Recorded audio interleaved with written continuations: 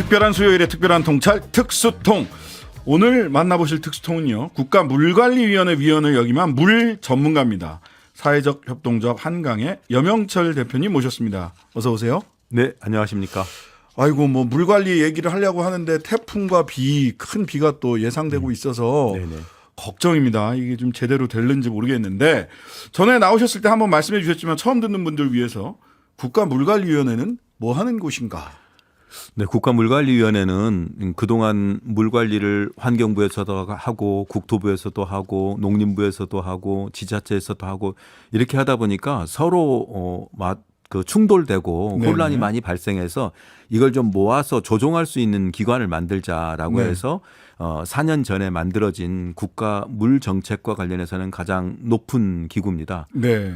위원장이 국무총리. 예, 총리와 민간위원 이렇게 공동인데요. 공동이고요. 꽤 높은 위상이고 모든 국가의 정책은 여기에 의해서 좌우된다고 봐야 됩니다. 네.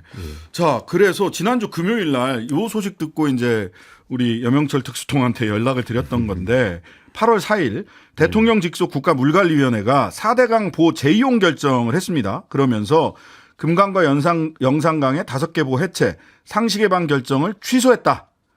위원회의 이번 결정, 뭐 그러면서 이제 문재인 전 정권이 4대강을 사실상 망쳤다, 거의. 뭐 이런 얘기를 했습니다. 자, 이 결정이 뜻하는 게 뭡니까? 뭐 굉장히 많이 바뀌는 겁니까? 별로 바뀌는 게 없습니다. 아, 그래요? 뭐 네. 난리 난 것처럼 언론 네. 보도가 있었는데. 이게 현실적으로는 네. 거의 좀 정치적인 결정이라고 볼 수 있는데요. 예. 많은 분들은 문재인 정부가 4대강 보호를 철거했다거나 또는 수문을 개방했다라고 생각하고 있거든요. 그렇죠. 그런데 16개 중에서 개방한 보호는 5개 정도쯤이 네. 있고요. 나머지 보는 사실상 내릴 수가 없습니다.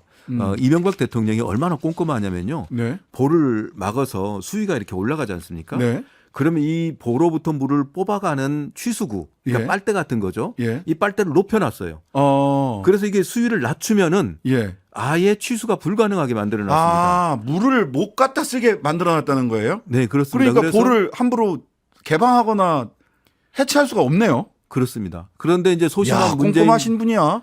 예, 소심한 문재인 정부는 이거에 대해서 좌고우면하느라고 네. 빨대를 낮출 수 있도록 정책을 결정한 정도에서 끝났습니다. 그리고 이 빨대를 조종할 수 있도록 하는 장치를 하는데 5년이 걸립니다. 네. 그런데 이번에 결정은 그것을 못하게 한 결정인데 아, 빨대를 계속 위에다가 유지해서 볼을 해체할 수 없도록 빨대 네.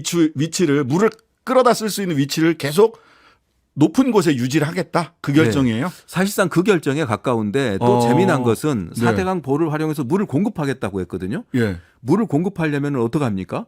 수위가 낮아지겠죠? 예. 그러면 빨대가 다시 또 내려갈 수 있어야 되는 거예요. 아, 그래서 현실적으로는 예. 윤석열 정부의 결정대로 하거나 문재인 정부의 결정대로 하거나 바뀌는 똑같이 게 없다. 수위 변동에 따라서 알겠습니다. 빨대는 조정될 수 있어야 된다라는 것입니다. 자, 잠시 광고 듣고 와서 이야기 이어가 보겠습니다. 잠시만요. 신장식의 뉴스 아이키 특별한 수요일에 특별한 통찰 특수통. 오늘은 국가물관리위원회 전 위원이셨던 사회적 협동조합 한강 염영철 대표님과 함께 윤석열 정부의 물 관리 정책, 물 정책에 대해서 이야기해 보고 있습니다. 광고 전에 어떤 얘기까지 했냐면 소위 4대강 보 재이용 결정 지난 8월 4일 날 국가물관리위원회에서 했는데 이게 정치적인 구호지 사실은 현실적인 변화도 없는데 마치 과거에 전 정권은 엄청나게 이 물 관리를 잘못했다가 우리가 크게 바로잡고 있다. 이런 취지의 정치적 구호에 불과하다. 바뀌는 거 거의 없다. 이런 말씀을 주셨습니다. 취수구 문제를 예를 들어서. 자, 그래서 그럼 윤석열 정부는 물 정책을 어떻게 가져가겠다는 겁니까? 답답하고 걱정되는 것은 네. 윤 정부의 물 정책이 없다라는 것입니다. 없어요.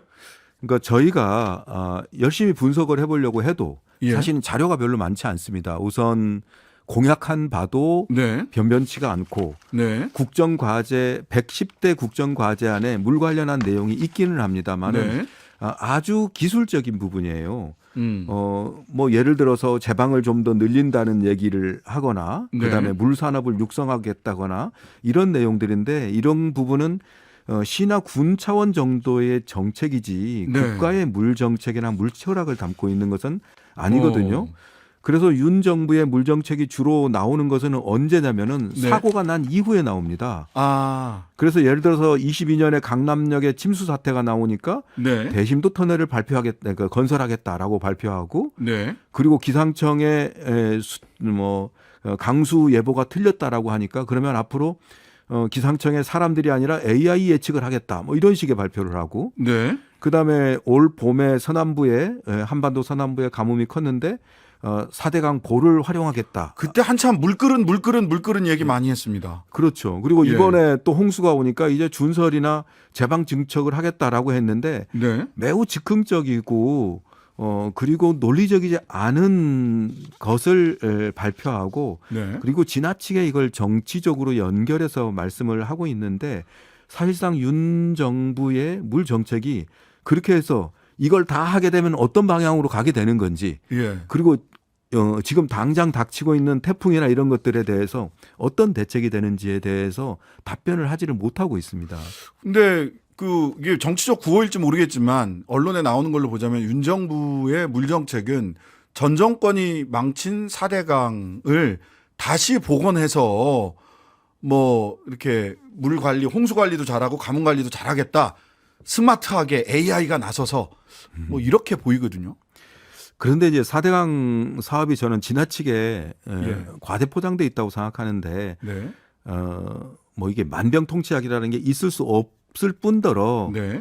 지금 4대강의 뭐 준설이나 보나 이런 4대강 사업의 주요 내용 중에서 지금 바뀐 게 거의 없습니다. 문정부 때도 바뀐 것도 없고 지금도 바뀐 것도 없기 때문에 4대강 탓을 그만하고 그래서 당신들은 지금 뭘 할 거냐라는 것에 대한 답변을 해야 된다라는 물 관리 생각이 어떻게 할 듭니다. 거냐. 근데 지금까지는 굉장히 사고가 터진 후에 즉흥적인 방식으로 정책이 나왔다.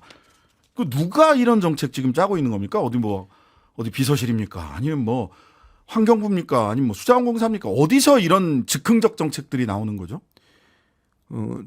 지금 정책은 대체로 윤 대통령의 발화에서 시작을 합니다. 윤 대통령님이 어디 가서 말씀을 하고 나면은 네. 바로 그 다음 날 대책이라고 발표를 하거든요. 아, 그렇기 때문에 그러니까 예를 들어서 이렇습니다. 윤 대통령이 어디에서 정책을 얻는지 이런 것들에 대해서는 청와대 자료라든지 등등의 자료를 아무리 분석해도 마땅히 참모나 내지는 정책의 어떤 단위가 있어 보이지를 않아요. 그리고 윤 대통령이 현장에 가서 말씀을 하는데 굉장히 틀린 단어나 없는 단어들을 막 얘기합니다. 예를 그래요? 들어서 작년에 그 굉장히 끔찍한 사고가 있었잖아요. 그 신길동? 신길동. 예. 그렇습니다. 그럼 거기 가서 이제 말씀을 하시는데 침수조나 배수조와 같이 물을 잡아주는 지하 터널 등등 막 이런 얘기를 하는데 네. 이런 단어나 개념들이 실제로 그 사업에 있는 것도 아니고 신림동이었죠. 신림동요? 예. 네. 이런 부분들 관련해서 너무 즉흥적으로 막 말씀을 하시는 거예요. 그래서 너무 진지하지 않게 말씀을 하고 계시기 때문에 네. 저희가 봤을 때는 어떤 자문 그룹이 있거나 진지하게 공부를 하시는 것도 아닌 것 같고 아마 어느 특정 언론의 기사에 매우 영향을 받고 있는 것이 아닌가 이런 생각이 듭니다. 또 뭐 즉흥적이거나 또는 잘못된 상식, 현장을 모르는 주장, 아까 침수조, 배수조, 물을 잡아주는 지하 터널 이 얘기가 이제 신림동 그 물난리 돌아가신 분들 예 가서 있을 이제 때. 그 대책 회의를 하시면서 하신 건데 네. 이런 말씀들이 사실은 뭐 참 말씀드리기도 그렇습니다만 침수조는 홍수와 관련한 것이 아니라 하수 처리장의 한 단계를 얘기하는 거거든요. 네. 한 시설을 얘기하는 건데 그러니까 이걸 써준 것도 제대로 읽지를 않고 하시는 건데 그렇습니다. 물난리 났는데 하수처리장 침수조. 예, 뭐 그런 얘기를 하시는 거예요. 그래서 전혀 진지하지 않다라는 것이 가장 큰 문제인 거고 문제는 이거를 대통령이 이런 식으로 딱 말씀하시면 그 다음날 바로 환경부에서 정책을 내는 거예요. 환경부는 자기들이 장관이 지금까지 자기는 과학자이기 때문에 과학적으로 한다라고 말씀하는데 한화진 장관이요. 그렇죠. 과학적인커녕 대통령이 전혀 앞뒤 없이 그냥 질르면은 그 다음 날 얘기를 하시는 거예요. 예를 들어서 이번 7월 21일 날 대통령이 그 공주에 7월 18일 날 공주에 가가지고 준설이 중요하다라고 하니까 7월 20일 날 미호강을 준설하겠다라고 했습니다. 네. 근데 저희가 확인해 보니까 진천군이나 충북도에는 상의도 하지 않고 그냥 지르는 거예요. 네. 이런 식으로 막무가내로 정책을 발표하고 이거를 정치적인 어떤 논란으로 언론에서 가져가는 형태를 계속 반복하다 보니까 물 정책의 일관성도 없고 그것에 어떤 타당성도 검토되지 않은 상태에서 마구 진행되고 있다는 거죠. 그러니까 그 부분을 걱정하고 있습니다. 준설해라라고 얘기를 했을 때 사실은 충북도나 이런 쪽에서 민원 사항은 그게 아니었다면서요. 그렇죠. 그 지금 민원 사항은 펌프장 만들어 달라. 펌프 시설. 예, 펌프장 그러니까 공주에서 7월 18일에 가서 주민이 펌프장 만들어 주세요 하는데 알겠습니다. 펌프장도 만들고 준설도 하겠습니다. 준설에 대해서 이미 어디에서 땅 못이 박혀 있는 그런 발언을 반복적으로 하고 계시는 거죠. 준설이 안 돼서 네. 우리 강이 이 모양 이 꼴이야. 그래서 수해가 나고 있어. 계속 준설 얘기를 강조하시더라고요, 대통령이. 그렇죠. 그래서 최근에는 뭐 어느 언론에서 그 특종해가지고 단독 보도해가지고 또 냈는데 네. 우리나라는 지난 50년간 사실은 강 바닥이 너무 많이 준설을 해가지고 다 강바닥이 낮아졌습니다. 우리가 생각하면은 강이 그대로 있으면은 계속 그 강이 쌓여서 높아지고 그래서 네. 천정천이라고 하잖아요. 주변보다도 네네. 높아지면 홍수 때 넘칠 거다 이렇게 생각하는데 네네네네. 사실상은 너무 많은 준설이 반복적으로 이루어지면서 강바닥이 낮아졌고 강바닥이 낮아진 결과로 주변의 지하 수위가 다 낮아져서 지하수. 예, 물 순환이 사실상은 교란된 상태거든요. 이런 상태에서 무조건 준설을 해라고 얘기하는 것은 현장을 전혀 모르는 논리인데 왜 이런 형태로 반복되는 건지에 대해서 걱정이 되는 거죠.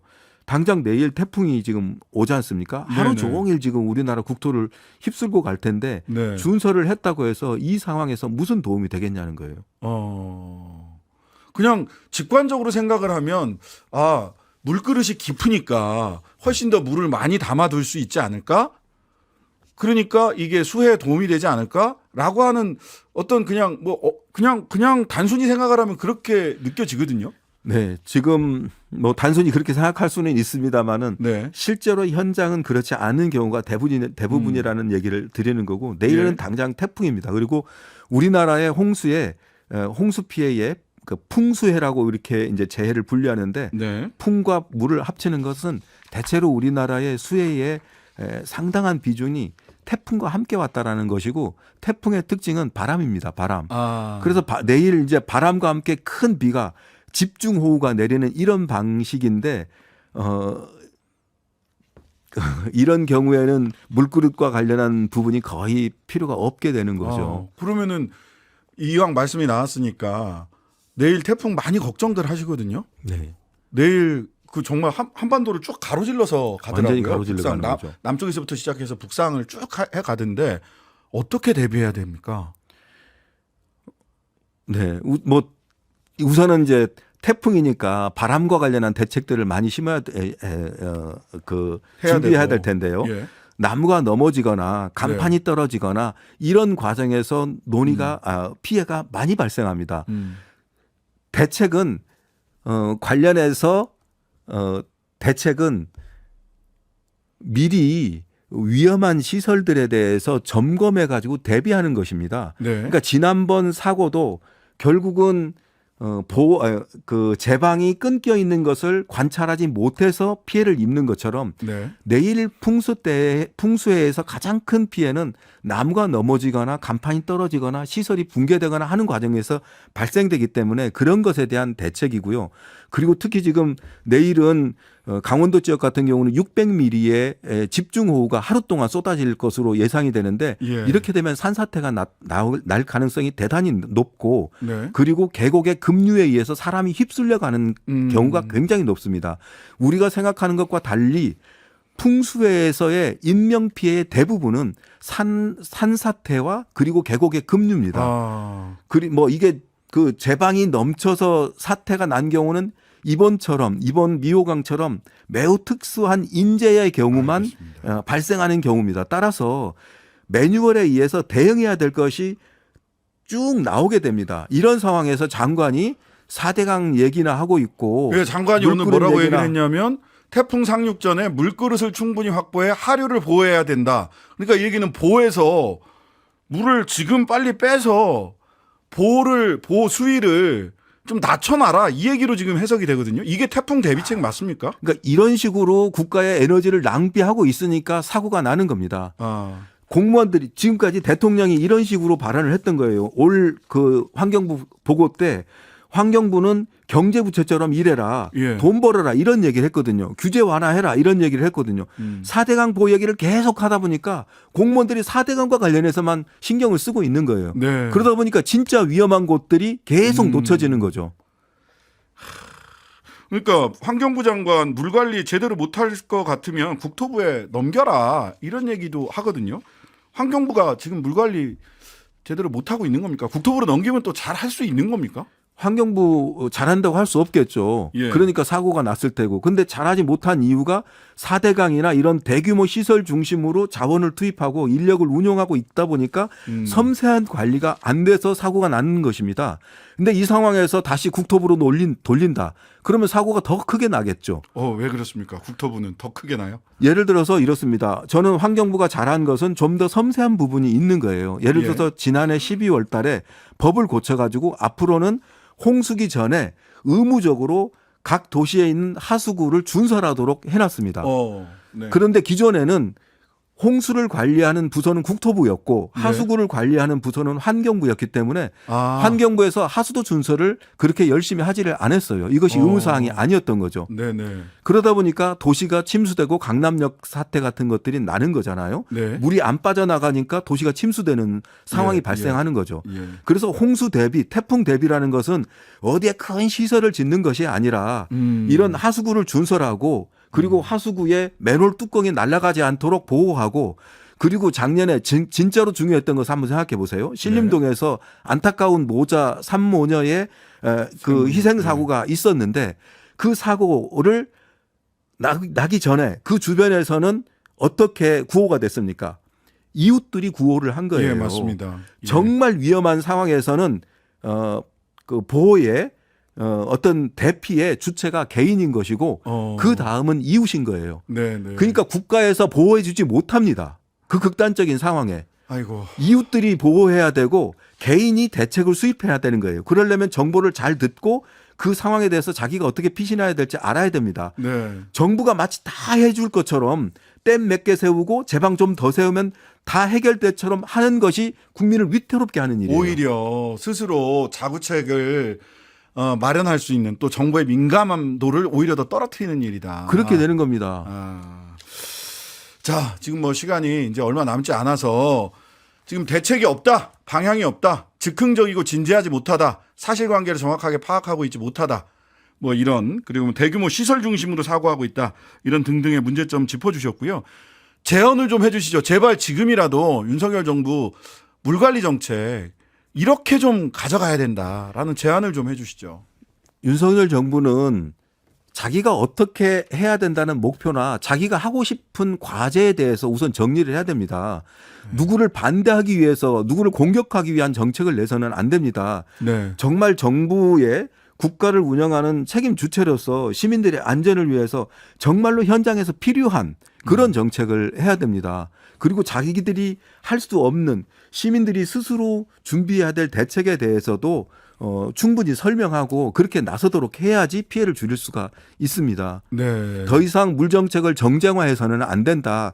4대강 얘기 제발 그만하고 자기들이 수질 개선하고 그리고 정말로 필요한 대책들, 치수 대책들을 마련하는 좀 진지함과 겸손함과 책임감을 좀 가졌으면 좋겠습니다. 먼저 방향 설정부터 좀 해라. 그리고 정쟁화 그만해라. 그리고 좀 제발 진지해져라. 예. 하나라도 좀 자기들이 네. 책임 있게 좀 했으면 좋겠습니다. 네, 전정권 씨 그만 호출하시고 진지하게 하나라도 책임감 있게 방향을 좀 잡고 하나라도 좀 실천했으면 좋겠다라는 말씀 들었습니다. 특별한 수요일에 특별한 통찰 특수통 여명철 사회적 협동조합 한강 대표님 말씀 여기까지 듣겠습니다. 감사합니다. 네, 고맙습니다. 하루 종일 기다려지는 진짜 시사. 평일 저녁 6시 5분 신장식의 뉴스 하이킥.